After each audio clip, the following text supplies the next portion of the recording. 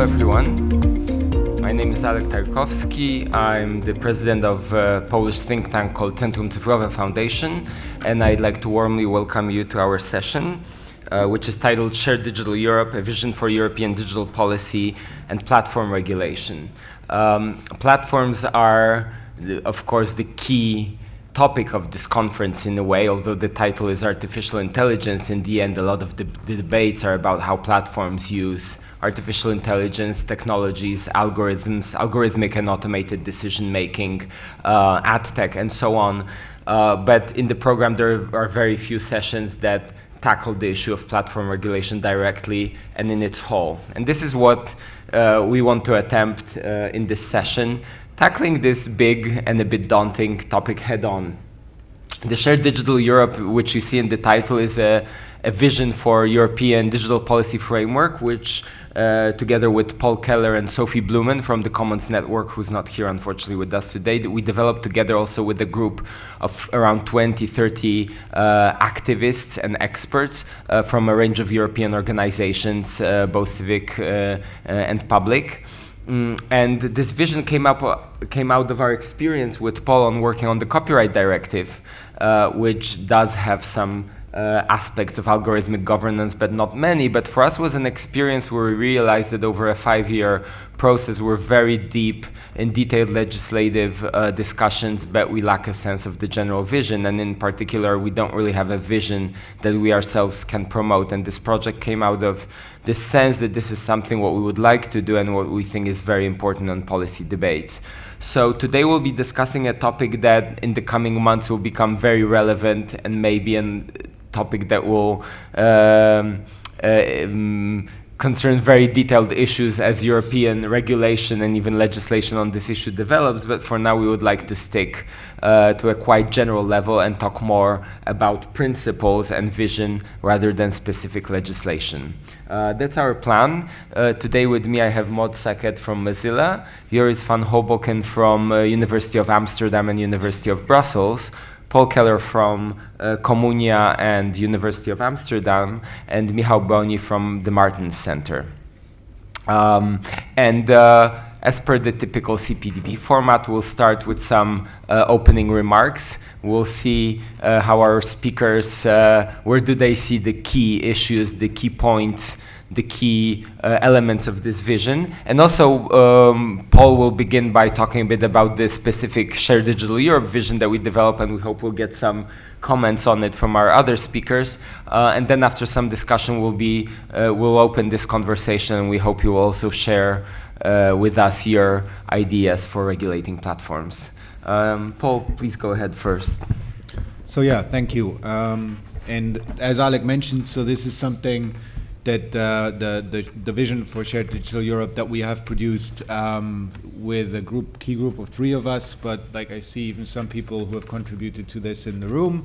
So it was a group effort that involved, on the one hand side, digital rights organizations, but we also reached out to public institutions. For example, we had an organization like Europeana, and people from the libraries contributed to this. So we deliberately tried to do this together with a relatively broad spectrum of actors who we believed are generally interested in a more open, more social digital space. And as Alek mentioned, this comes out of our involvement in the copyright file over the last 5 years.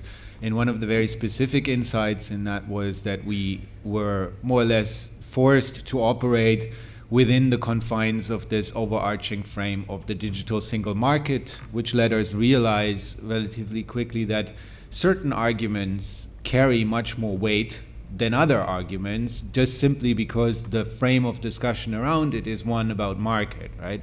So if we would go, and the organization I represent, Comunia, is very much interested in copyright exceptions for the benefit of educational institutions or cultural heritage institutions, arguing for these things on the merits of them being good for education or good for access to culture or good for cultural diversity was often much less understood than pointing out there is some kind of market malfunction here that we need to address, right? And that's not because that's not the reason why we have been involved in these discussions, but we found ourselves like having to make these kind of arguments. And so we thought, looking forward, looking at the next policy period of the European Commission, we ought to try to have a framework, a competing or maybe a additional framework that allows us to bring other arguments in the discussion. And so that's the basic idea of the Shared Digital Europe, is that it depends a little bit on where you stand, is that it either replaces, which is probably less likely, but in any case augments this idea that the main challenge, the main ambition of the European institutions in the digital space must be the completion of the digital single market. No, we need something much broader that takes other social values into account. So that's what we tried to do, and we brought so it's a relatively short 12-page document, and there's a couple of core principles related to that. And if you're interested, I have a couple of copies here, so please feel free and grab some later. And so today is really about how does this relate, as Alek pointed out, to the question of platform regulation. And when we look at this vision document, it's maybe interesting to approach it from the four principles that this is built on. And the four principles are self-determination, decentralization, cultivating the commons, and strengthening public institutions. And if we look at these four principles, in general, two of them are more answers to the how questions. They are a bit more about the mechanics of what we can imagine. That is self-determination and decentralization, which I would suppose also are concepts that are relatively widely known among the people attending conferences like this one. And the other two ones, cultivating the commons and empowering public institutions, are maybe, from the vision perspective, slightly more interesting because they articulate to some degree what type of alternatives we can imagine. And for us, this is very much an exercise if we look at platform regulations and how can we make sure that we're actually having a longer lasting impact. This idea of alternative imaginations is extremely important. Like what we see generally, if discussions come into the phase where it's about concrete regulatory instruments, it is often very much to take the current structure of a specific sector, the current structure of a specific problem, and regulate away the problematic aspects of that, or try to, through regulation, contain the problematic aspects as much as possible, which means that it is fundamentally a defensive exercise in most cases. And so from our perspective, from the perspective of this vision, what we need to do is also think about how we can imagine alternative scenarios.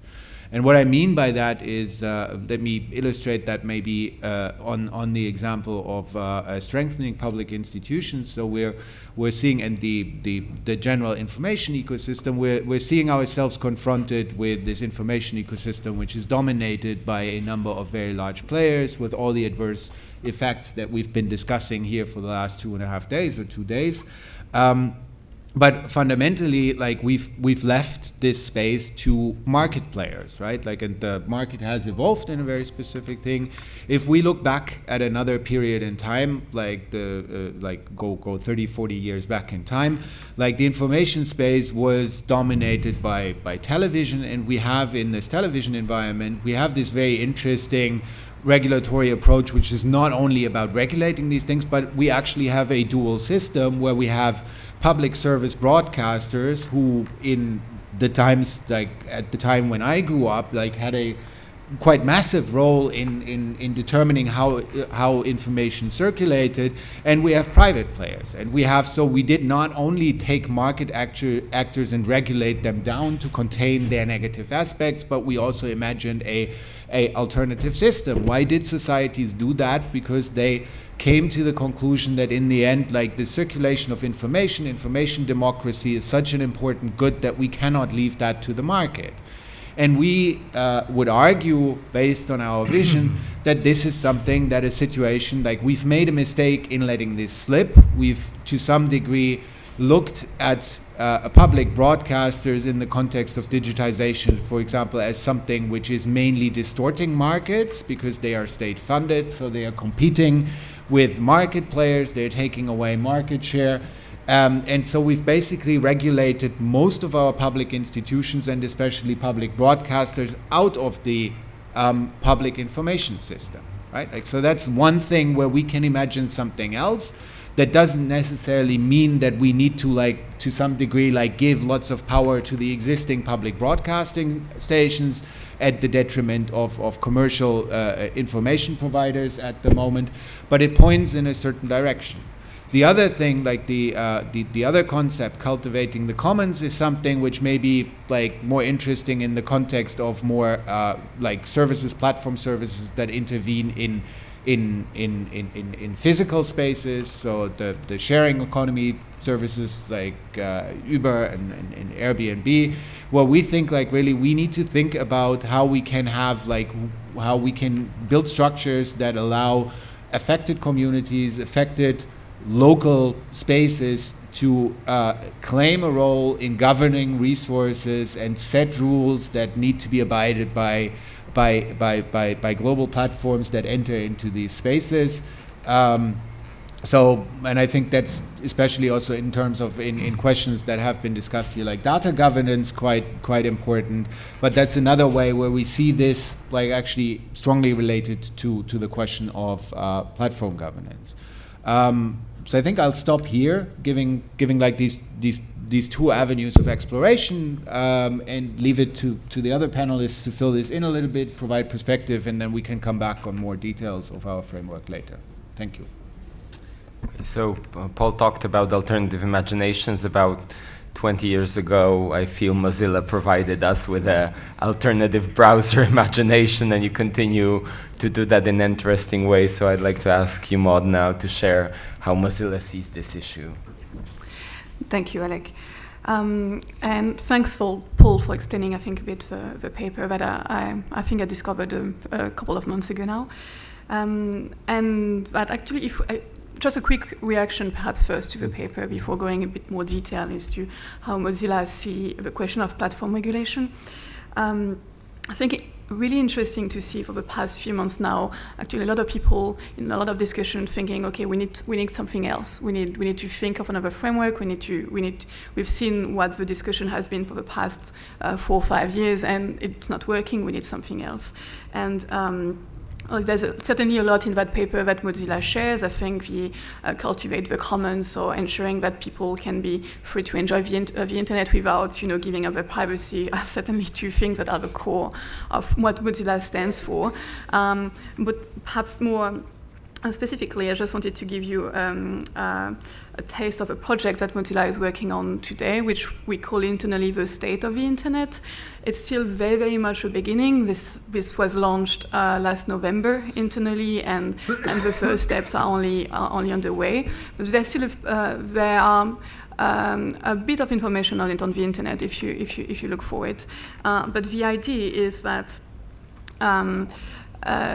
all of the employees come together and try to define what were the main digital challenges or issues that they could see in their digital life on every day. We came up with a list of, I don't remember how many issues, but we had to try to refine a bit. But the idea was to start with the issue of surveillance economy, which is, again, very much dear to the heart of Mozilla. And the idea is to create what we call products exploration. So internally to try to come up with products ID and to test the assumption around how we can make kind of bolder and bigger impact on the challenges of everyday digital lives with our products. And so those ideas, those exploration would continue, with various products ID over a specific set of time. And if we can see that they have some value and also a strategic impact and business value, then we would validate them and then develop them more long-term to try to address. So it's a deliberate attempt, I think, internally to try to see what we can do with product design to already start tackling some of those issues. But more specifically, to come back to platform regulation, I think what we've seen the past 4 or 5 years are legislation that focus on taking down always more content and always quicker. And we all know the risk that this kind of approach goes to fundamental rights, and also simply for the opportunity of challengers company to just scale up and grow in the market and to challenge the bigger player. We know that large tech companies, even though they don't like them, probably can comply with most of those provisions, and again, smaller company may not. So when thinking about what should we say, how should we think about platform regulation, we wanted to focus, I think, our vision on accountability and processes to address those concerns, but at the same time to keep, the best features of the internet. And I think to do that, we think that any legislation should be built around 4 key principles, which I will go into a bit more details right now.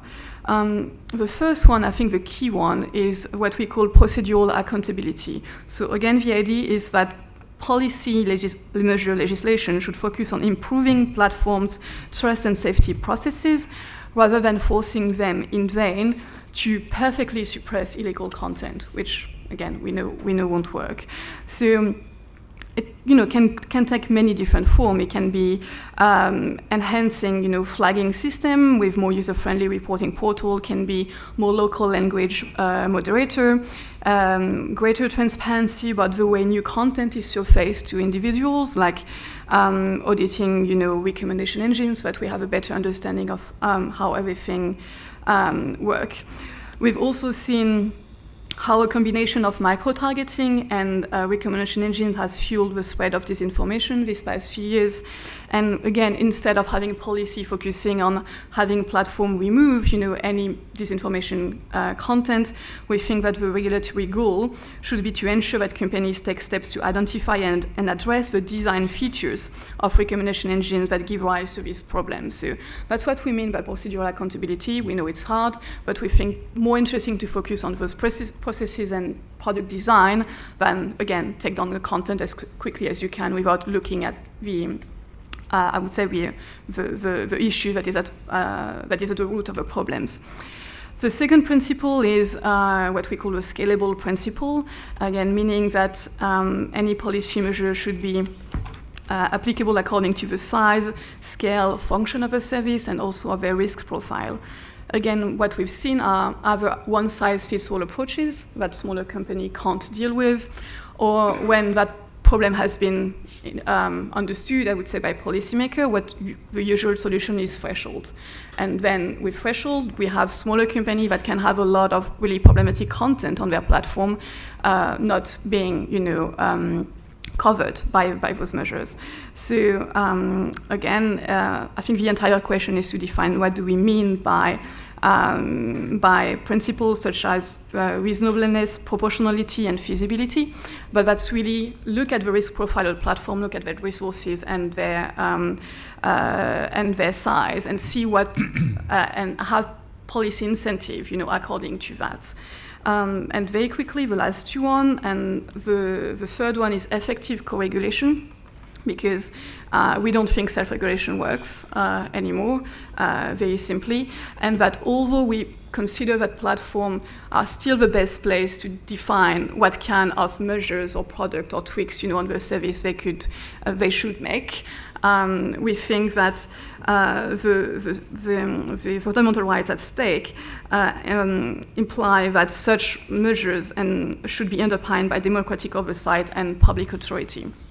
So that's basically the entire issue of should we have a regulator, should it be a European regulator, how should it be, etc. That is probably a question that will be discussed for, again, quite a few years, but there's a few principles that we think should apply to that regulator. We think that there's an important role for a technical agency-led oversight, so an agency that could also help provide guidance oversight to smaller companies. We also think that when they assess what companies do, they should focus on the systemic behavior rather than a specific, piece of content. And perhaps the most important thing, that a regulator should have meaningful information gathering powers, meaning kind of form of data access, so that they could properly see what the platform do and if those measures have actually an impact and how does that work.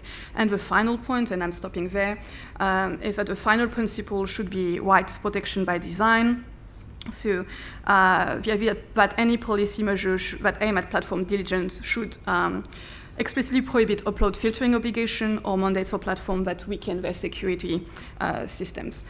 Basically, we think that a duty of preserving and fighting for individual rights online should be actually included into the mandate of that regulator. So that's, again, very high level and something we will probably detail in the coming years, but that's, at least internally at Mozilla, the best way we have found to deal with a lot of those issues. Okay, thank you, Maud.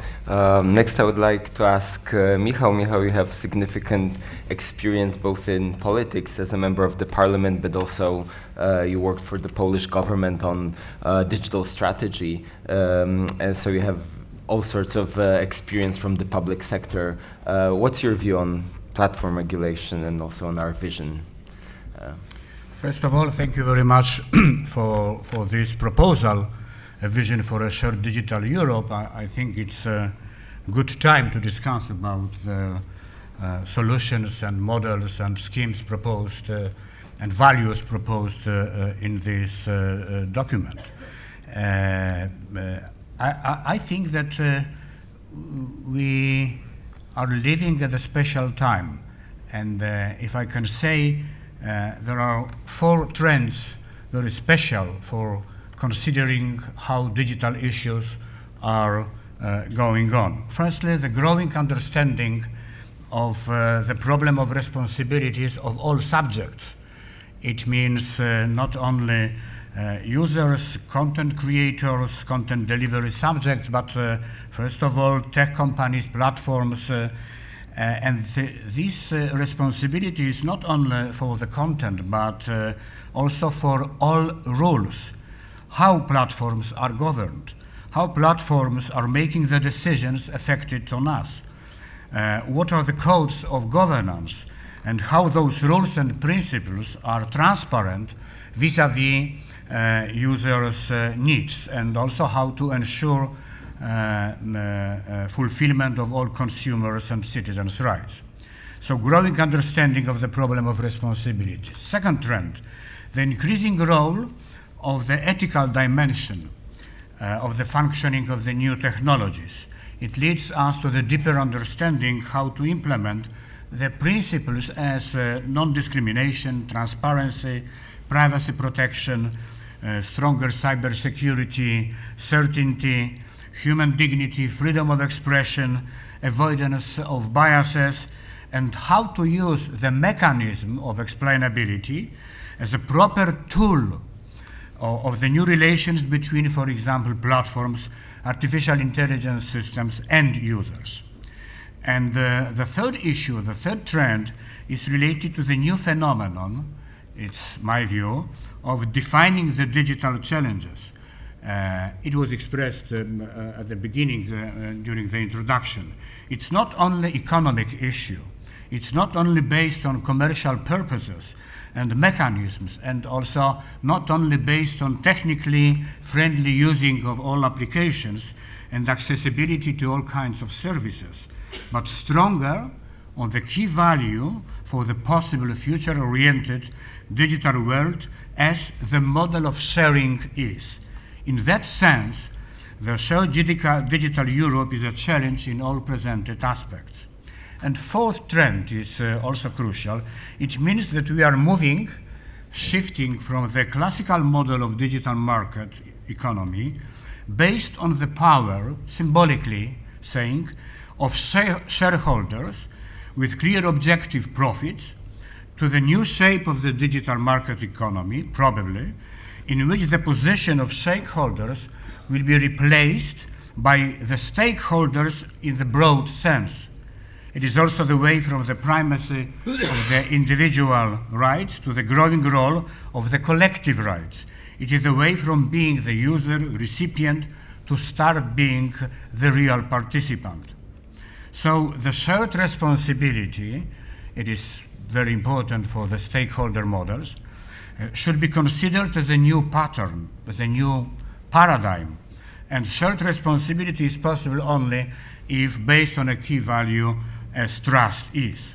So we can discuss about trustworthy digital economy and the possibility how this trustworthy digital economy can change the society and make the digital economy and society much more oriented on social and justice issues and values. In addition, it requires this new model, this new paradigm, democratic oversight. How to create this democratic oversight? It should be constructed as traditionally it was constructed when we have discussed 100 years ago about social dialogue or citizen dialogue, or it would be something new. This is a question mark, of course. And why those recommendations, why those trends are important now when we are discussing the new challenges? Because we are starting the new term, political term, new commission, new parliament, and new discussions in the European Council. And we know that in the middle of February, we will have the artificial intelligence white paper and the roadmap data strategy proposal, digital single market, the second edition. Probably it should be much more new than the previous one. And we are discussing the Digital Services Act, and also we are discussing about platforms. So this is a very good momentum to start with those proposals. But first of all, we need to change our mindsets and involve all stakeholders. And finally, I want to say that this is also the opportunity and the time in which we could start how to use the public space for this much more democratic and stakeholders model of functioning of the internet.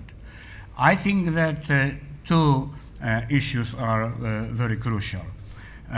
Firstly, to discuss deeper about the reuse directive. It was changed 3 times from the very beginning, as I remember, but I think that we need to use all possibilities which are in this directive.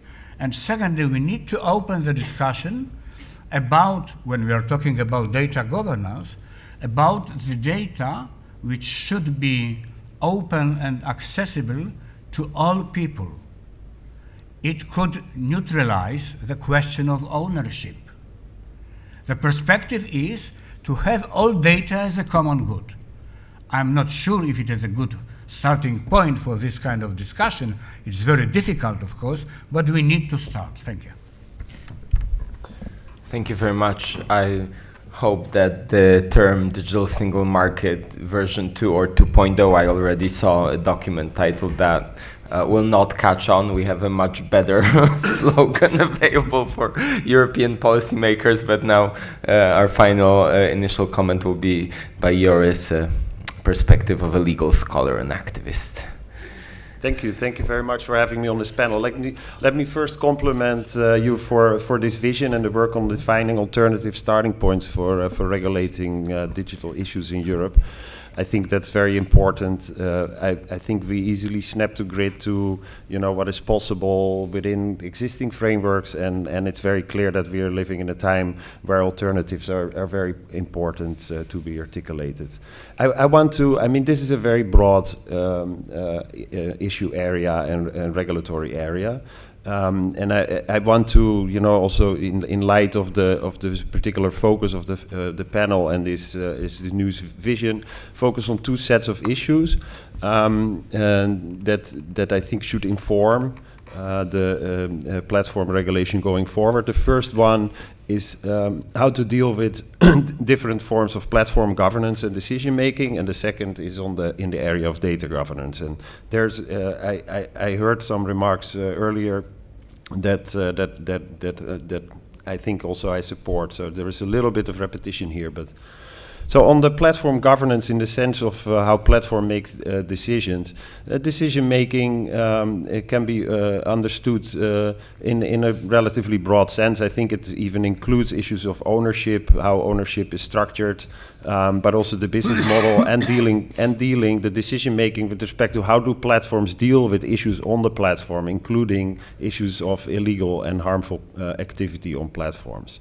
So there's quite some diversity in this area, how different types of platforms are structured in terms of ownership and decision making and business models.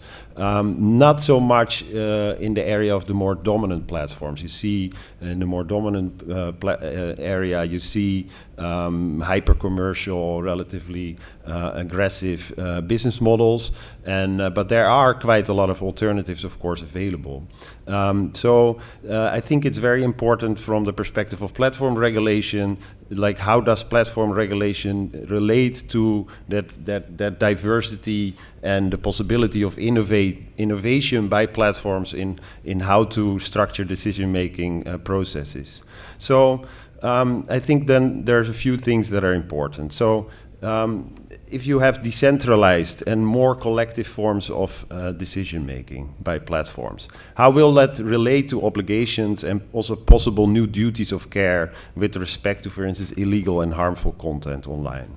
Such obligations for illegal and harmful content online, which are a big issue in the Digital Services Act likely, when redrafted and further specified, they have a more centralized, unilateral decision-making type of governance in mind when regulating platforms. So what types of exceptions are needed to accommodate other more collective forms of governance of platforms, including with respect to illegality and harms?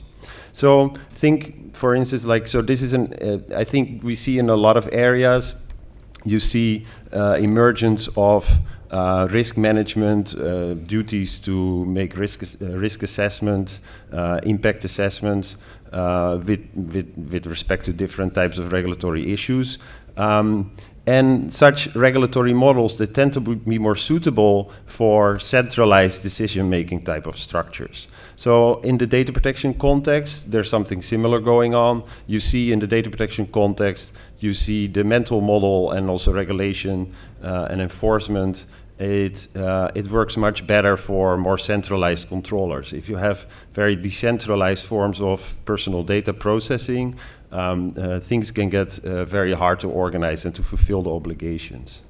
And I think something similar is happening in the platform regulation context. If you have more decentralized and collective forms of decision making, some of these obligations to deal with harms, they work differently. And I think platform regulation should very explicitly cater to those types of alternatives.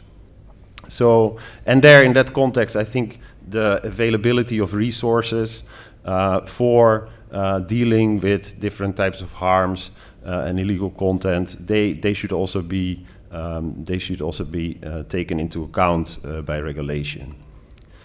At the intersection of platforms and data governance, and that relates to also the principle of empowering public institutions, I think the question is what mechanisms, rights, and our duties are suitable to ensure access to platform data for public interest objectives in the broad sense.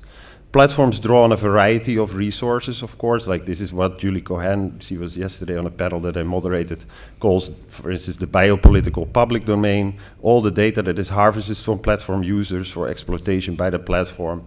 And in the end, the question is what can be done to ensure our societies have the right types of access to such data. Quite like a little bit ago already, it's about 4 years ago now when I was at NYU, I helped to organize a conference called The Responsible Use of Personal Data in the Public and the Private Sector.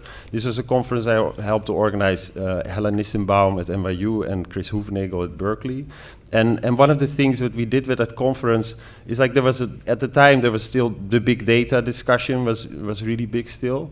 And this one of the frames in the big data discussion was there are all these things that can be done with big data for the public good. It was still, like, of course, a very important frame in the discussion. And what we did is, if that is true, and all those data, sets of data, have such important public interest connected to them, that means that that is not something for you to decide. You know, that becomes then a collective issue for us to explore and to design governance frameworks so that we can extract that public interest value. So I think in the area of platforms of course play a uniquely dominant role in having access to relevant sets of data that have often public interest attached to them. That can be in the area of just having societies understand and public regulators understand what impact do particular platforms have on communities, environments, democratic institutions.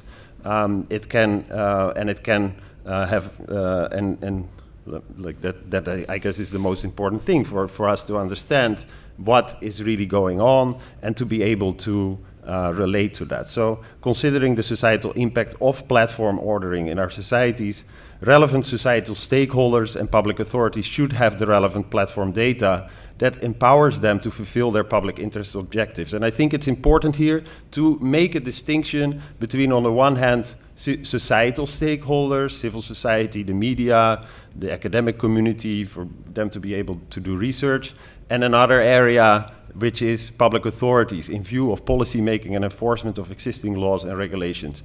I think at the moment those two areas, they still get kind of thrown together a little bit too much in discussions.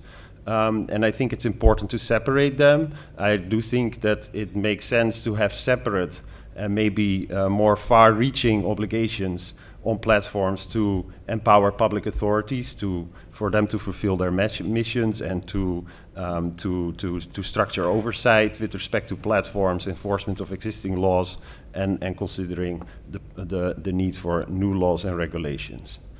In the end, regulatory issues easily end up being framed through individualized rights and obligations. And this is something, of course, that the vision also tries to relate to. You see that in the context of the online harms white paper in the UK, where online safety is really framed as an individualized issue. It's like the issue that is put very central there is what type of safety issues do you experience as an individual users when you're going online. I think, on the other hand, you see that many of the issues and regulatory strategies, they start connecting to contractual types of relationships that exist between platforms and users.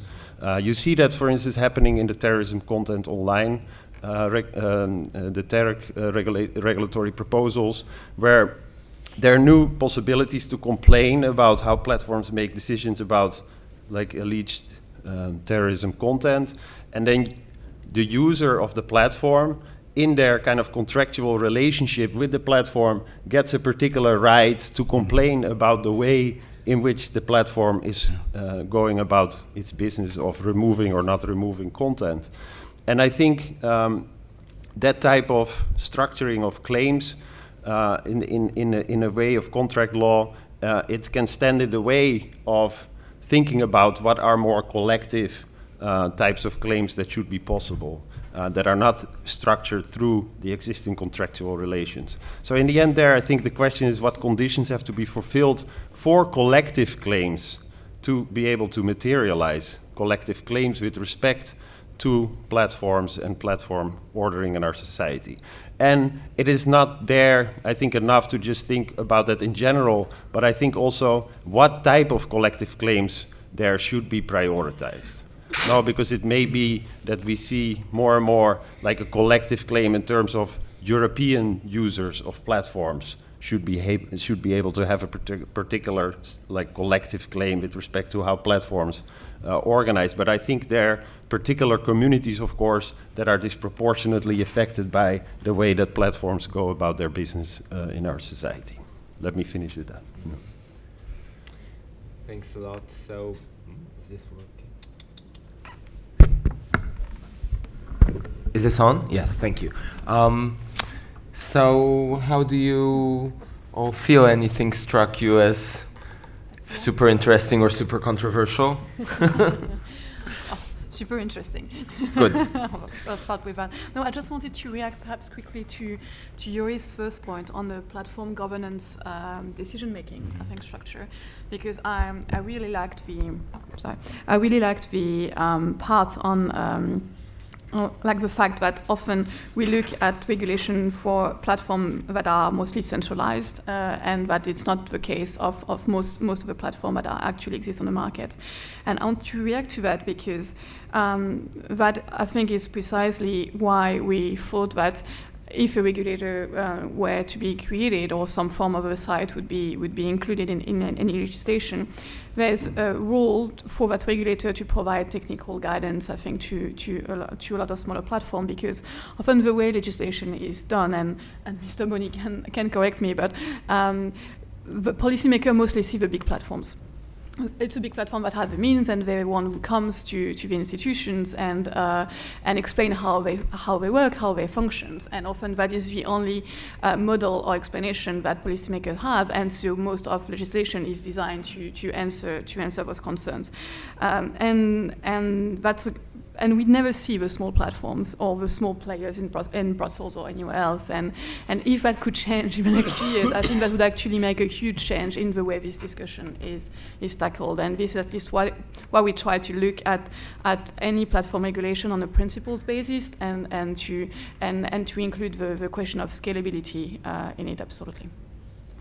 Let me just react to that quickly right away, and I think this is very crucial. And thinking through, what are then the dynamics that this creates? Like if you do think about offering, for instance, developing models for technical guidance to platforms and smaller platforms in particular, and how is that playing out in the level playing field or the competition between the big platforms and maybe alternative types of platforms.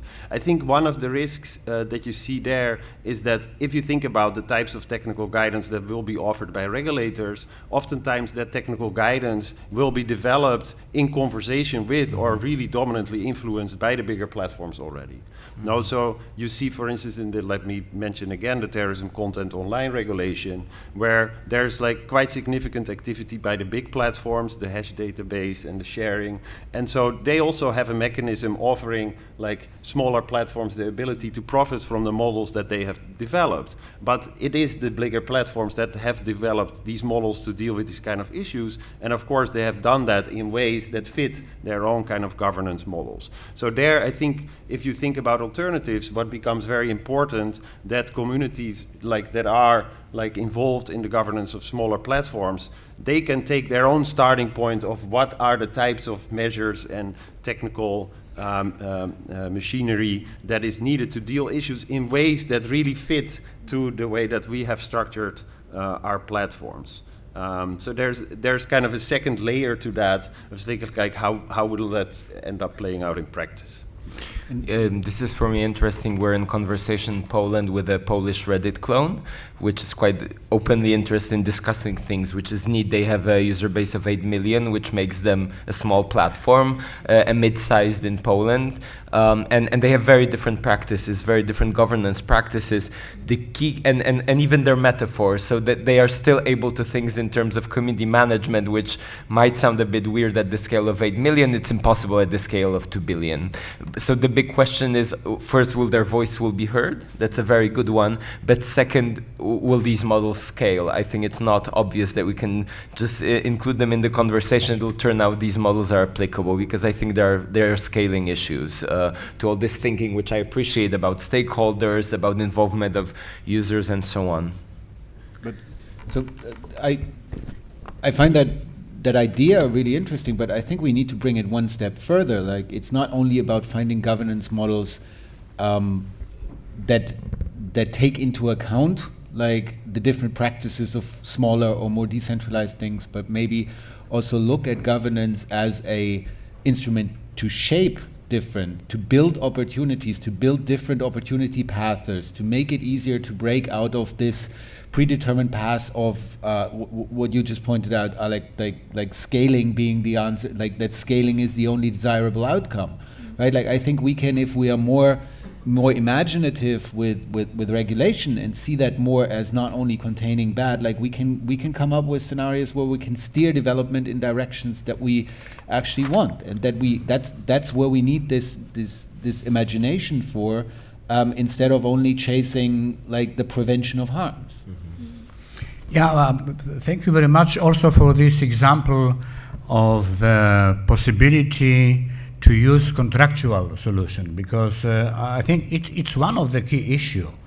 But if we want to activate this kind of contractual law and agreements between users and platforms in this case, firstly we need to have the general framework to fulfill some principles, yes? And I think that the discussion on platforms and many discussions on digital solutions in the European Union should go in this direction, not to prepare some detailed solutions, but to open the space to base some general solutions, legislative solutions on principles, and after that to involve all stakeholders to prepare some decentralized solutions at the, for example, small platform level. It is the idea, yes, but very often we are standing vis-à-vis people who wants to regulate everything, yes, very detailed and very strict. And this is a real problem, because when we are talking about the small platforms, not only big tech companies are innovative, also small platforms are very innovative. So we need to understand that if we will create the strict regulation at the European level, this regulation will be not adjusted to the new technical solutions. Yes? So we need to find the golden point, yes, in thinking about the regulation. And I think that this model of using of involving users is one of the key dimensions of this stakeholder model. I remember that when IGF was established, it was a big discussion all over the world, multi-stakeholder models. But now it's forgotten, I think, unfortunately. Okay, maybe I want to react to the points also on scale that came up. And maybe as a first point, I think the scalability issue in Europe and regulating platforms in Europe, it connects really well also to the question of national level or maybe even more local level regulation of platforms and the possibility of diversity there and divergence, and what should be happening at the European level.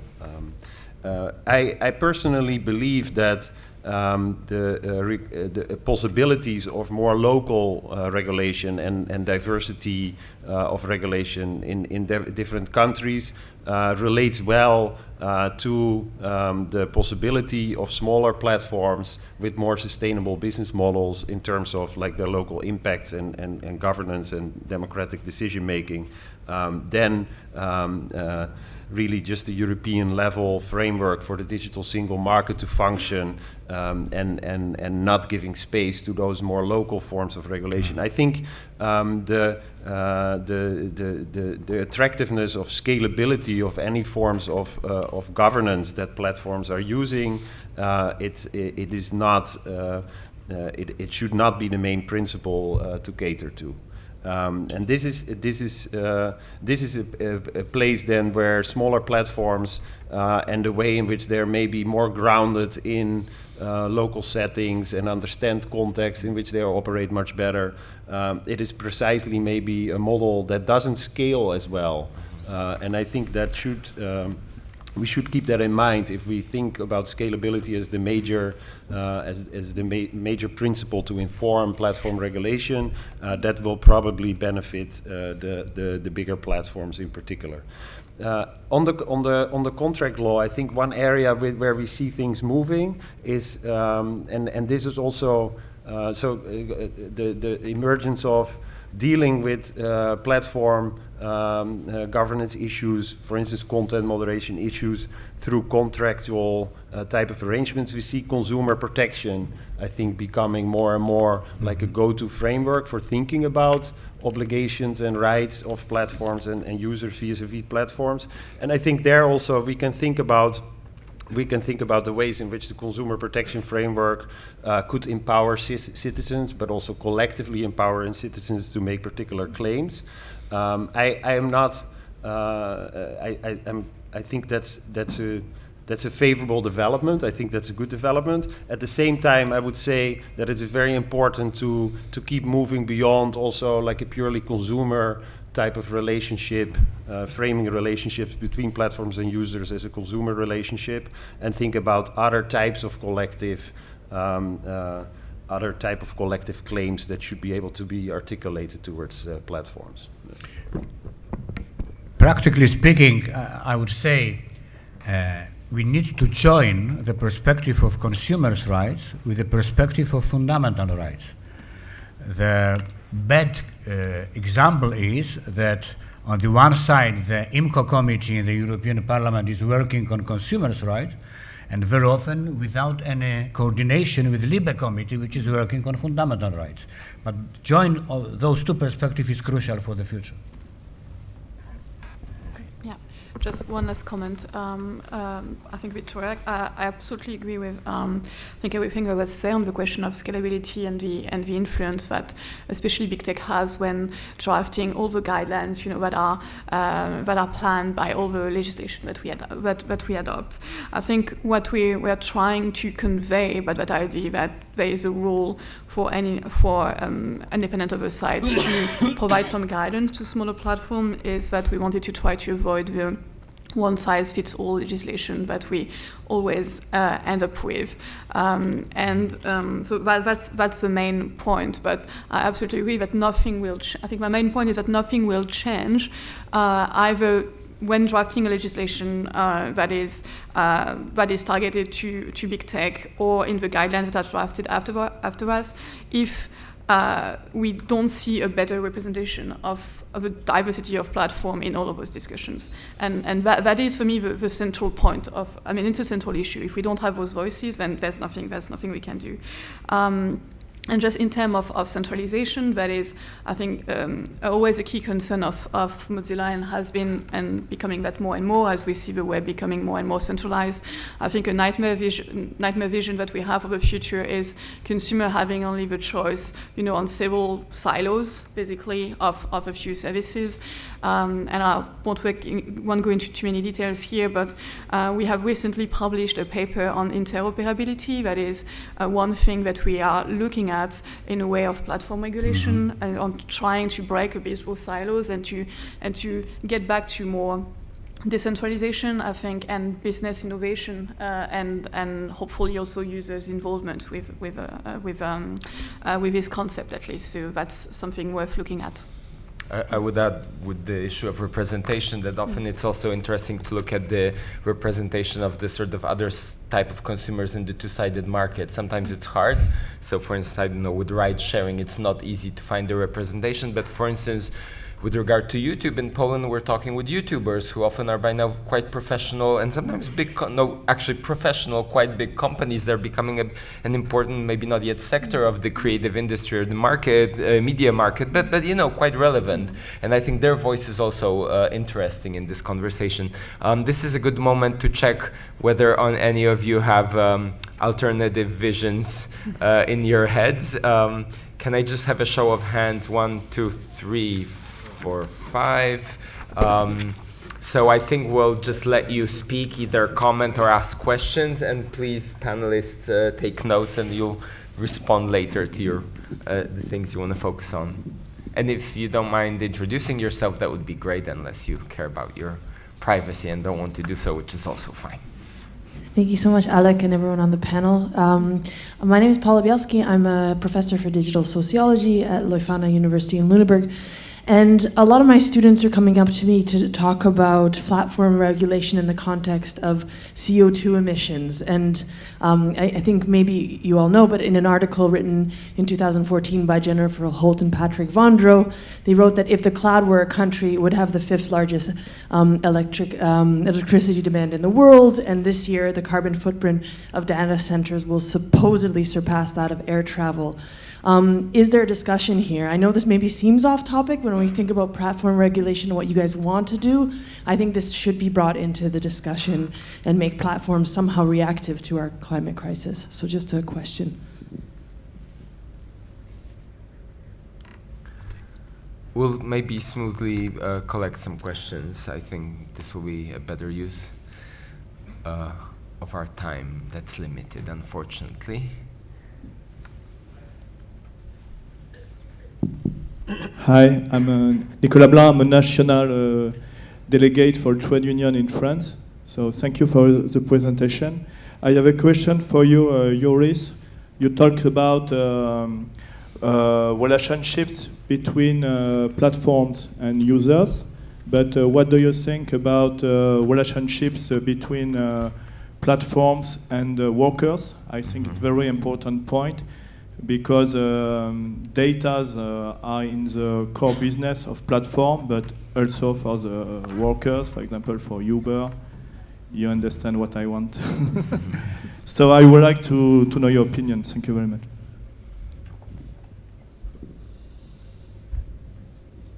There was someone else in the back. Okay, well, sorry. Yeah, go to the front.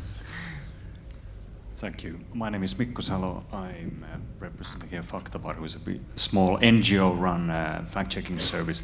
But we were participating the EU high-level group on online disinformation and representing civil society there, and among the houses of the big publishing houses and the social medias and all that.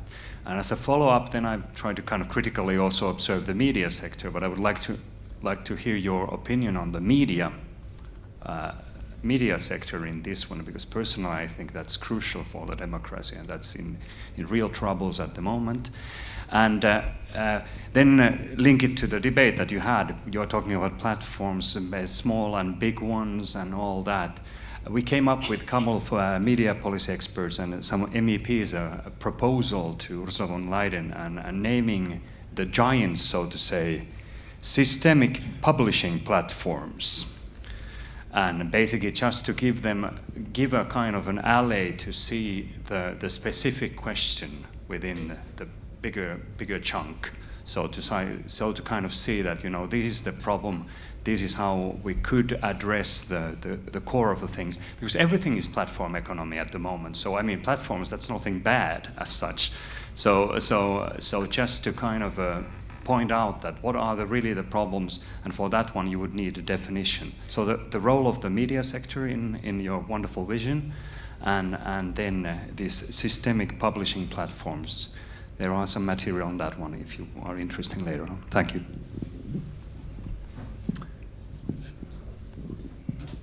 So we'll get one more comment, then we'll collect some answers. If all goes well, we'll have 4 answers for the 4 comments. I hope we can distribute somehow this. I also want to warn everyone we're gonna run a bit over time. I hope this is fine. We started a bit late, and so I hope it's okay for everyone. Please go ahead.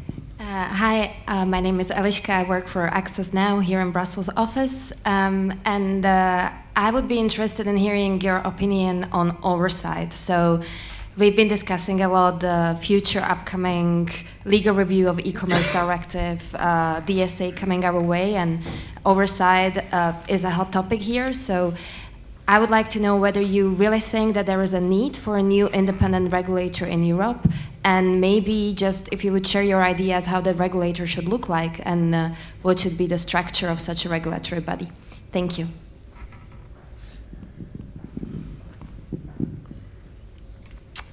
So, you know, anyone can go first and can pick the question. We'll have a second round, and okay. you know, so the first person can choose 4 questions, then you get only 3, so I'll quickly go through them. I think on the CO2 emissions, totally not off topic. I think you can broaden that to, you know, what kind of environmental impacts platforms have. And I think that also relates to the point about the ability to make more collective claims. Legally, I think you see interesting developments for environmental type of harm claims to be able to be also articulated in the courts, also on the basis of the right to privacy. Actually, there was a recent decision in the Netherlands from the Dutch Supreme Court on that. And you do see also that the big platforms are quite sensitive, of course, by now on the sustainability. But in the end, I think it makes it all the more clear that sustainable types of platform ordering are very important. On the relationship between platforms and users, I forgot what the question was. You don't need to answer them all also. The platform workers, yeah. Yeah, that's a particular type of platform user with a particular type of regulations already tied to them. I'm in the camp that says that we shouldn't have regulatory arbitrage around labor law protections. I don't think that. I think it's very important to have labor law protections in place also for platform workers. On oversight, I think that my sense of the oversight discussion is it's very likely to move to a model, if we are going to see new oversight for platforms in the context of the Digital Services Act, to have this type of risk management obligation. And then, so you would, as a platform, has obligations to go through certain risk assessment and kind of say, what are you doing with respect to illegal and harmful content? And then a regulator would look at that type of documentation, and there would be that type of exchange.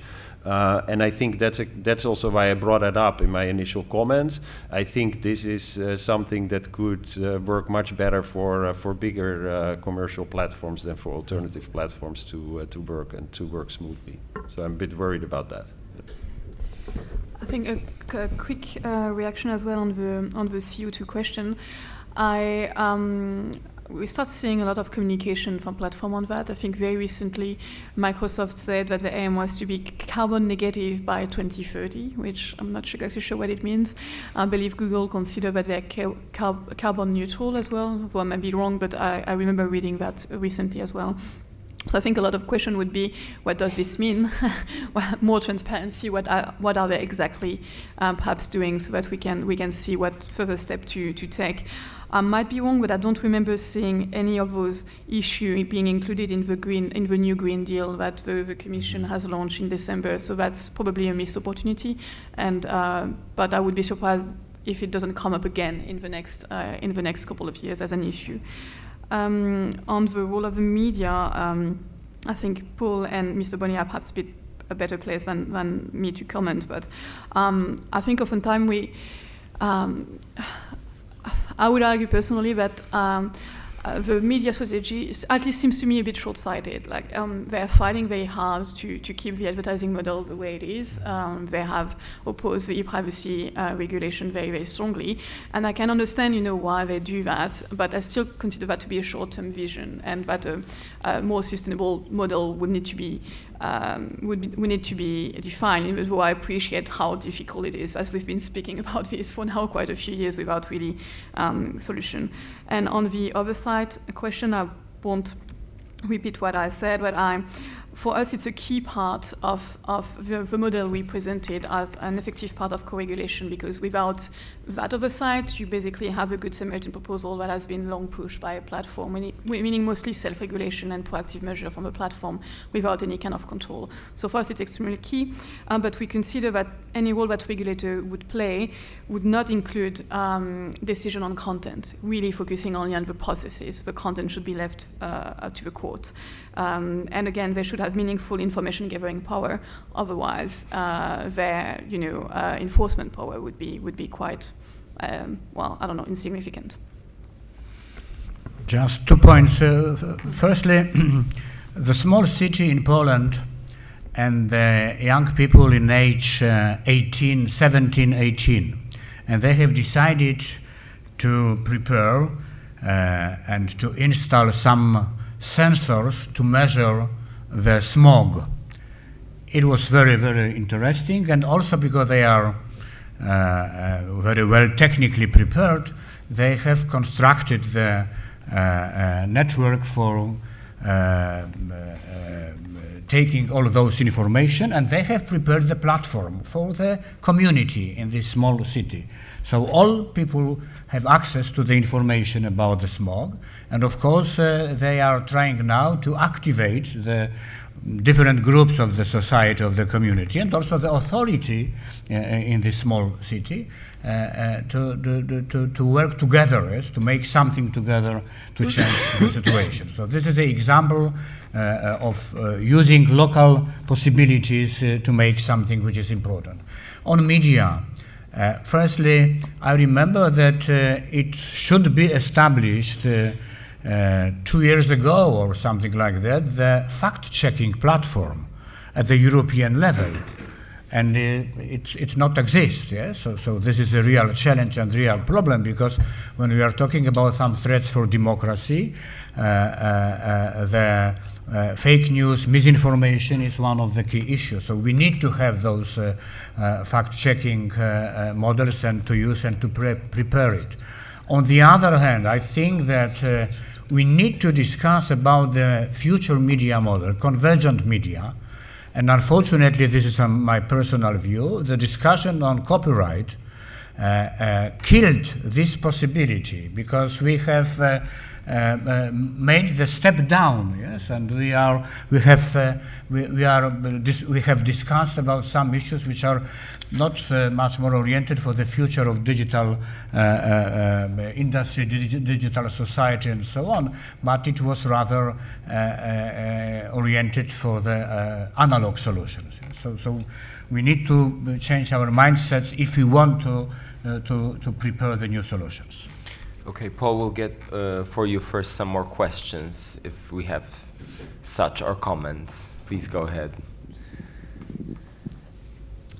Thank you. My name is Marla Luther. I also work for an NGO in Berlin focusing on democracy issues. What I find really fascinating, also we saw it in this discussion, is that on both sides of the Atlantic there seems to be some coherence now around the idea that we need to tackle the issue of design thinking with these platforms rather than sort of the content-focused concept that we've seen so far. And my simple question would be, what regulatory or law intervention, legal intervention can change that? How these products are designed, because we know all about the subprime attention economy and so on. So oftentimes the large platforms are designed to keep me online as long as possible with whatever content happens to come. And how do we as legislators affect a rethinking of that principle of what the engineers are doing around, for example, offering users more utility or more, a high quality product simply?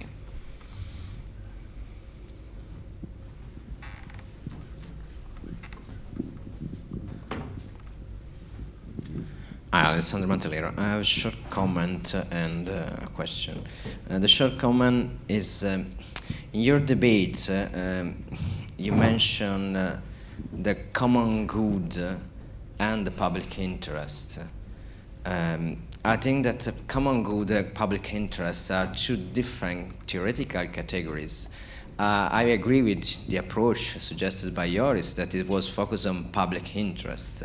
The common good is something that is quite popular in terms of rhetoric, but I think that it's very important to further elaborate about this notion that can be also an instrument to reshape or reduce the existing level of safeguard provided by the system with regard to human rights and data protection. So I'm a bit concerned about the use of common good as a target. And the second point is, Joris mentioned the role of the collective claims. And also you mentioned in the discussion on the environment, etc. So are collecting claims enough, or we need also collective rights, considering that the platform do not affect individuals, are not many cases interested in individuals, but are interested in communities, are interested in groups and so on. This is an important point, I think, and there's also a theoretical critical aspect, because should induce us to reconsider some categories that we have in our system. Thank you. Okay, yes, so we have one more question. Hi, Baron Soka, Tech Freedom. First of all, carbon negative means that Microsoft has committed to recapture all of the carbon that it's ever emitted, not merely to be carbon neutral. But my questions were about platforms and Joris's suggestion that having more national regulation of platforms would be a good thing because it might lead to national level platforms. So 3 questions about that. Number one, I think we've seen pretty clearly that the well-established platforms, the largest of them, the ones with the largest legal and compliance budgets, are the ones who are able to manage multiple regulatory burdens. So it doesn't seem to me to be obvious that more regulation at the national level would necessarily actually harm those companies. It may very well benefit them and make it impossible for anyone else to enter the market. But even if it were true that you got smaller platforms, my second question is, why would we think that that's a good thing? I thought that one of the fundamental virtues of the European project was to unite people across national borders. And whatever you may say about online platforms, that's exactly what they've done. They've delivered on the internet's promise of global interoperability, allowing people to intercommunicate across national borders and perhaps across linguistic lines as well. And I think we lose a lot if we go to national level platforms. And then finally, we have examples of national level platforms. Russia and China have national level platforms for search and social networks. Does anyone in this room really think that those are a good model for what we want? Those are walled gardens that are trapped in a national context where the companies do precisely what you just said. You just said you wanted companies to be more attuned to local context and more willing to comply with local laws. Well, that's what the Russian and Chinese social networks and search engines do. And to me, it's monstrous. I think what we want are globally interoperable platforms that respect human rights and allow people to communicate with each other across national borders. Okay, so I will now use 2 magic moderator tricks. One is every question is also a very good statement, and 2, conversations over lunch are really great. I'll let you, Paul, answer whichever question you'd like to choose from the range of questions we've heard, and then we'll wrap up.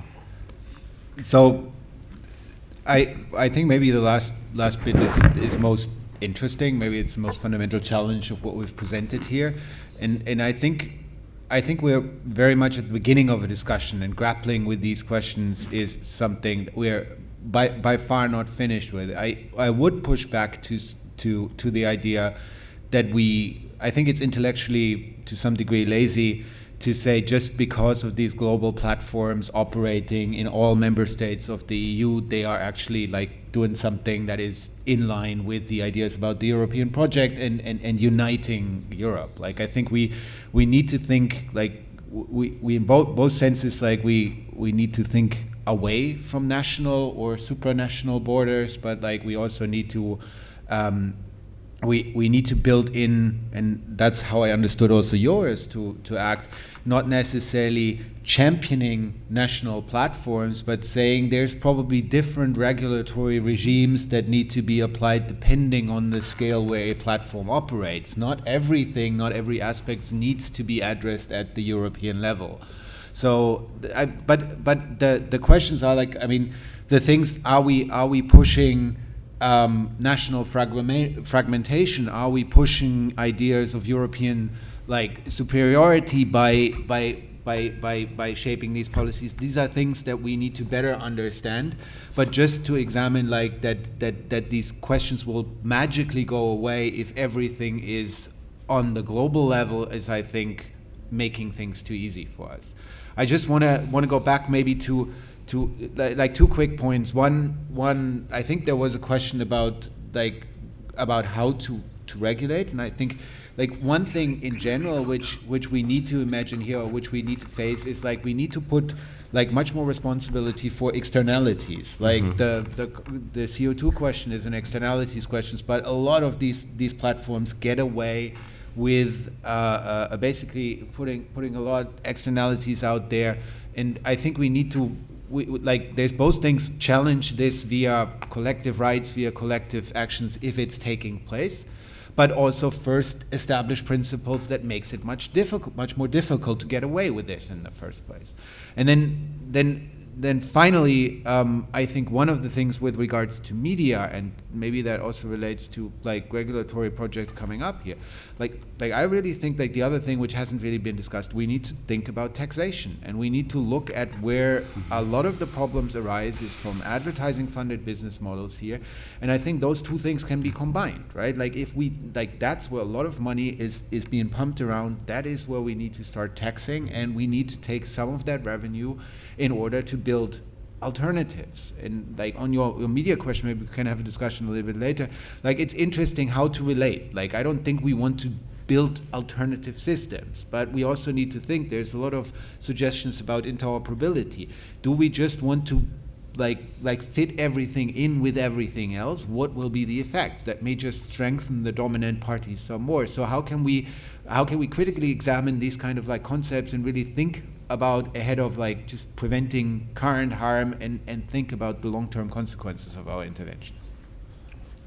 Okay, thank you. So here we are at the conference on privacy and data protection, talking about workers' rights, environment, and responsibility for all sorts of externalities. I think we achieved our goals of talking about alternatives. I just wanted to go back. I really like the question whether you can regulate good design. I don't think you can. I will also go back to one of my favorite tools of technology, not just because Mod, you're here, but I honestly like the alternative browsers, not just Firefox. They're a fascinating way of thinking how you cause change in the technological space, and I think all this shows this is a complex discussion, and the best we can do is to continue also, hopefully, at other events. If you're interested in Shared Digital Europe, we have some booklets. If you like paper, we also have a PDF if you like online. Thank you very much.